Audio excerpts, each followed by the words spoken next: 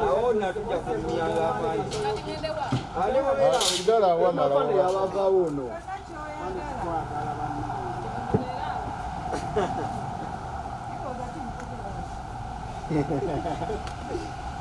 Ofadikali.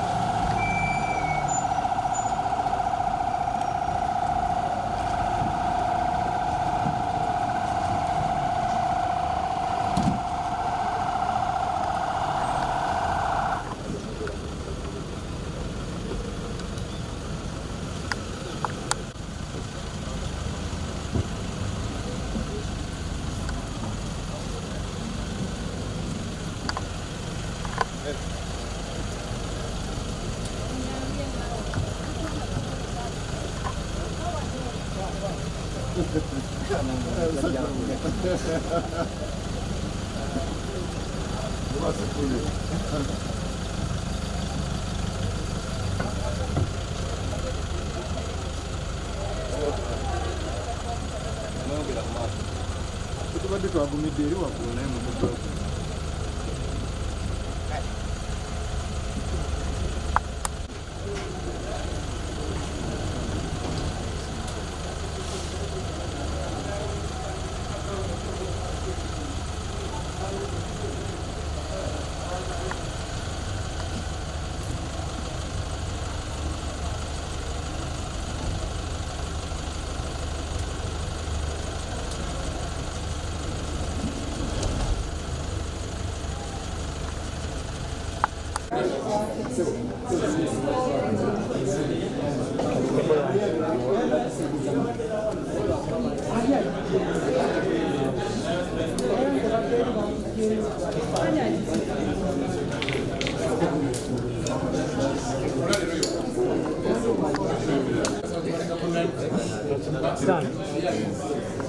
Omukulu omusaka kampula kuwabibwa katikati awo nenga katunudde eri weka nenga katunudde eri weka mala kirala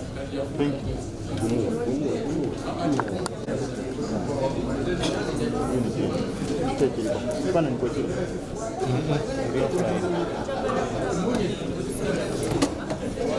kola bana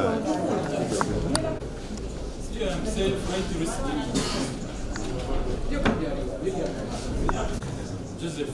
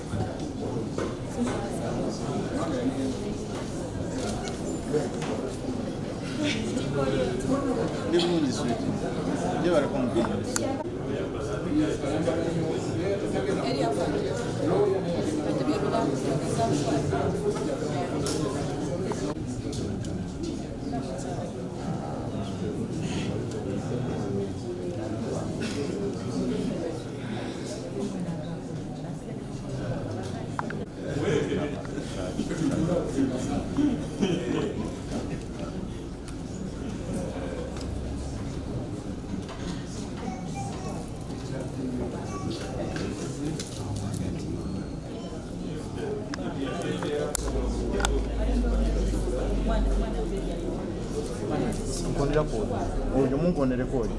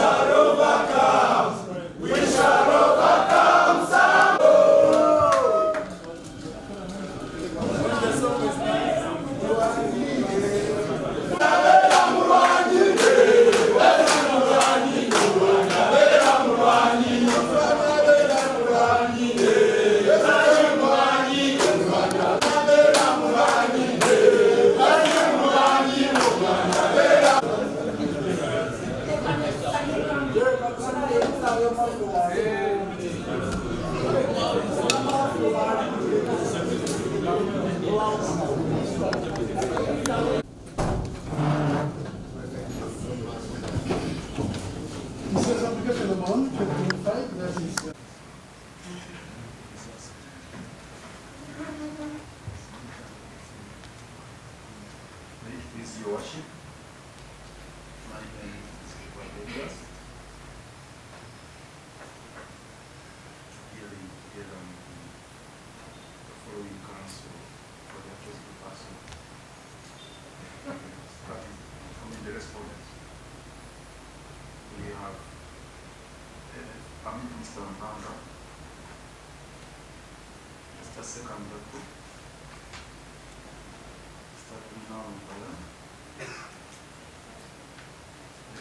Kizza, so we don't have one person.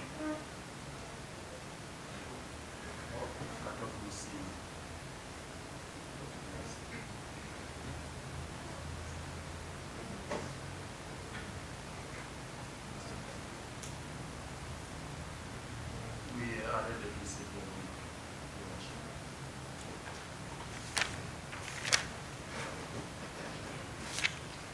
This is Aruni.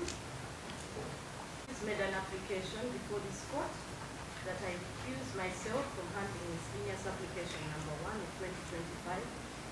Before court can pronounce itself on the application for recusal, there is need to determine whether this court has jurisdiction to entertain any application arising from the criminal case where the accused has been committed to high court. Jurisdiction is a creature of statute. A decision by a court without jurisdiction is a nullity. Once the court finds that it has no jurisdiction to decide the case, it cannot take any further step in the case. The accused persons in criminal case number 8 of 2025 were committed to high court on 29th May. This court, having committed the accused persons to high court, does not have jurisdiction to make any decision or order after the committed proceedings. This court can thus not make any decision on the application for recusal because it has no jurisdiction to do so. The committed proceedings in criminal case number 8 having been concluded on 28th May. Accordingly, the accused is further remanded awaiting trial at high court.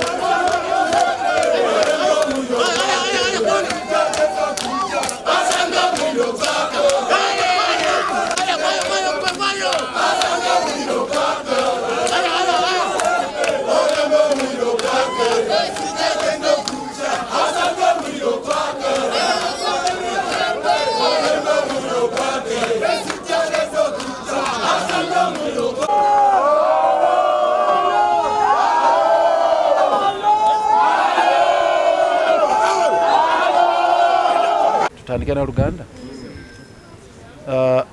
Kino babadde batumalira bumalizi budde era ndowooza omulamuzi yalibadde yakisalawo nakululirwe twasembayo okujja wano kubanga kirabwa n'ayonka n'atali puliida nti komito bwemala okukolebwa fayiro neeweerezebwa mu high court ne bagamba nti obujulizi bwonna state emaze obunoonya buweddeyo n'olw'ensonga eyo omusango ogutandika okuwulirwa ate eno waba tewakyali bizinesi. Infact olwali twabadde tulina ne kitununa wano olunaku kooti nga 29 lwe yagamba nti buli kimu ekikwatagana n'investigation oba okunoonyereza kiwedde fayiro eweerezeddwa mu high court hearing egenda lwe twali tukoma okujja wano bali mu kutuzunza Dr. Besigye bamuleeta wano Obedi Lutale naffe batutawaanya kati guno mulundi gwakubiri nga tujja wano oluvannyuma lwa komito kyakutuzunziriza babadde batuzunziriza bwereere so ekyo kibadde obvious kibadde kirabwa n'ayonka era twakibagamba nti tekibangawo mu byafaayo bya Uganda mu judiciary mu justice system yaffe nti omuntu amala okukomitingibwa mu high court ate ne tusigala nga tukyajja magistrate court. So ku side yaffe nkituyisize bubi okuba nti tutawanyiziddwa okuba nga batuleeta eno naye mu ngeri endala nti kirina implications nyingi nnyo ku side ya state era eno blo nene nnyo eri state eno kubanga ebadde mu catch 22 situation ennaku enkaaga ebadde mu catch 22 situation nti ennaku 18 zolina okukumira omuntu ku remand mu capital offences zaali zaggwako naye nga zaggwako ng'ate bakyalina obujulizi bwe baagala kakati nga balina okutta Dr. Besigye ku mandatory bail bo kye baali balwanyisa okukola komite ey'amangu nga tebannamalayo obujulizi kwe kuba nti baali bayagala Dr. aleme kufuna bail Obedi Lutale baleme kufuna bail mandatory bail ejja oluvannyuma lw'emyezi 6 kakati ne bapapirira ne bagaaka bakole komito naye ng'ate tebannamala kumaliriza bujulizi baagala okusumulula amasimu bafune obujulizi ne baagala to eat their cake and have it nti bafune komito Dr. Besigye bamutwale mu high court okuwulirizibwa omusango gutandika okuwulirizibwa but at the same time basigale era nga bakyanoonyereza ekitaliyo mateeka kakati kitegeeza ki baafuna komito yaliwo nga 29 omwezi oguwedde meaning nti Dr. Besigye kati na Obedi Lutale balinda hearing naye kye batagenda kufuna bwe bujulizi bwe badde baagala obw'okuopening up amasimu kubanga kooti yokka yeyina okulagira ate erina kuba kooti eno eya wansi eri eya waggulu yeewuliriza musango nga guwedde obujulizi buwedde okunoonyerezebwa so high court tewaayo obudde bwagamba nti ate muddeeyo munoonyereze kakati kitegeeza nti omusango oguli mu high court ogugenda gwe baweerezaayo for trial tegulina bujulizi kubanga obujulizi bwe badde baagala buli ku masimu gano ge boogerako kati ate tebabakkiriza gaggula obujulizi bwe badde baagala tebabufunye n'olw'ensonga eri guli omusango nagwo si dead completely mufu kubanga tegulina bujulizi fayiro bagiweerezaayo nga kiwowongole temuliimu busomyo temuliimu bujulizi bwe baagala tebuliimu fayiro yagenda kati ate kooti ebagambye ffe engeri gye twaweereza fayiro mu high court tetukyalina bujulizi buyinza bubakkiriza genda maaso nakunoonyereza so tubagamba n'ogwo omusango bagugjeyo bate Dr. Kizza Besigye kuba tegukyalina makulu obujulizi obukulu bwe badde baagala tebuliimu so nagwo era gwakumala budde so kyekitegeeza ffe kyetuddako mandatory bail application yaffe ekyaliyo yadde Dr. Besigye n'Obedi Lutale babakomitinga mu high court tekitegeeza nti kibajjako right yaabwe okufuna gye bayita mandatory bail omuntu ng'awezezza emyezi 6 ng'ali ku remand nga fayiro tenaweerezebwa mu high court so n'olw'ensonga eyo application yaffe twagala ewulirwe bagiwadde justice Baguma yagenda ogiwuliriza naye ebyo tugenda bimanaginga kuba ate eno fayiro kati eri mu ICD eri mu International Crimes Division fayiro eya case substantive case naye eya bail ate eri mu Criminal Division owa Justice Baguma katugenda kulaba ebyo bwe tubihandolinga so tugenda tannaba kutuwa lunaku naye twagala ebyo tulabe we tubimaliriza ebya mandatory bail kubanga tekijjawo right ya Dr. Besigye ne Obedi Lutale okufuna bail oluvannyuma lw'okubeera nga baamala ennaku ezisukka mu 6 mu 18 ku remand. They have just been wasting our time. Obviously, it's no brainer, and it's obvious that once one has been committed to High Court for trial, you cannot reopen the case for investigation. It's no brainer. Even an ordinary person, a lay person would know this, that the jurisdiction of this honorable court is exhausted at a time when committal proceedings are conducted. In other words, we have a doctrine of functus officio. Once the lower court has exhausted its powers, its jurisdiction, its mandate, it becomes functus officio. In other words, its hands are tied. You have no choice but to terminate the proceedings. So that is the thing. This magistrate had no choice but to terminate all the proceedings relating to Dr. Besigye's case after conducting the committal proceedings on the 29th of May.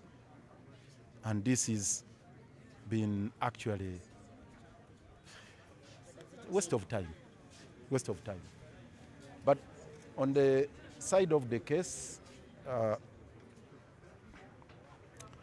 in regards to the merits of the matter, the substantive case before the High Court right now, it's a huge blow to the state, in that they wanted this evidence to support their charges. And it's the reason they put in this application, so that court could issue an order to allow them access the data on Dr. Besigye and Obedi Lutale's phones, which court has now rejected because they have no jurisdiction. Obviously, as we explained, they had a dilemma. They were in a catch-22 situation. They were placed between a rock and a hard surface. They had 6 months within which to conduct the investigations, which lapsed on the 20th of May. But at that time, by that time rather, they had not exhausted all the investigations. And all they had to do is to admit Dr. Besigye on mandatory bail in accordance with the provisions of Article 23 of the Constitution. Yet they never wanted Dr. Besigye released. So they had to keep him on remand under all circumstances. But their time had run out. They had to close the case at that time. But they still had a pending application to access data, which they had to pursue. And there was no way they could still keep Dr. Besigye on remand after the expiry of the mandatory remand period of 180 days. So that's the catch-22 situation they had to deal with. So they wanted two things. One, to have Dr. Besigye on remand, but at the same time continue investigations even after the mandatory period of remand. They couldn't achieve both. So they had to go with one of the two. Either you have Dr. Besigye released on mandatory remand and continue with investigations until such a time when you are done and ready to proceed with the hearing, or you have Dr. Besigye committed to High Court for trial, and you forget all about the evidence which you wanted to substantiate your case. So that's where they are. So now where we stand today, they cannot have this critical evidence that they wanted to support their case. Because now the magistrate has, and rightly so, decided that she has no jurisdiction because she is functus officio. She exhausted that jurisdiction, and therefore they cannot proceed with the application to access Dr. Besigye's information. And that has far-reaching implications on the merits of the matter, because they badly needed this evidence to support the charges before the High Court now. So that's the call we are making now that their case is hollow. They should have it withdrawn. It should be withdrawn, because without this critical evidence, it's an exercise in futility for them to proceed with the prosecution. It's no brainer again to say that they have no case against Dr. Besigye without this kind of evidence, which they badly needed. And they cannot have it. It's a fait accompli now, it's gone, totally gone. Because the High Court cannot open even the slightest window of ventilation to allow them smuggle in this evidence. It's not possible. Kaput. So the case is completely kaput. The reason they should release Dr. Besigye. That said, for us, we are proceeding with the application for mandatory bail, which we filed upon the expiry of 180 days on remand. It's now pending before Justice Baguma. Only that we need to deal with the issue of management of the two files. The substantive case is before the ICD. Yet the application for bail is in the criminal division. So we are going to sort that out administratively and have this matter fixed for hearing so that we can have Dr. Besigye and Obedi Ritare released. Thank you.